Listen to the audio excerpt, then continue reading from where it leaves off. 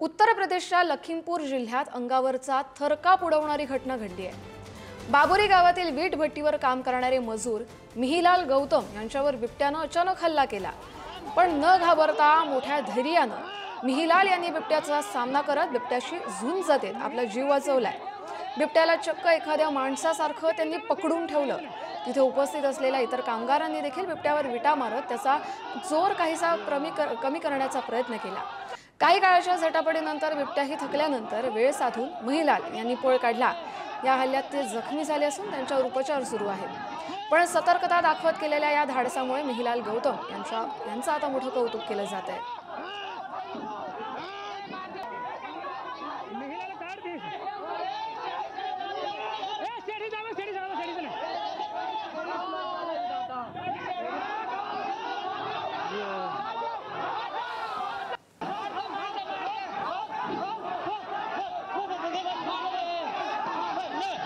Thank you.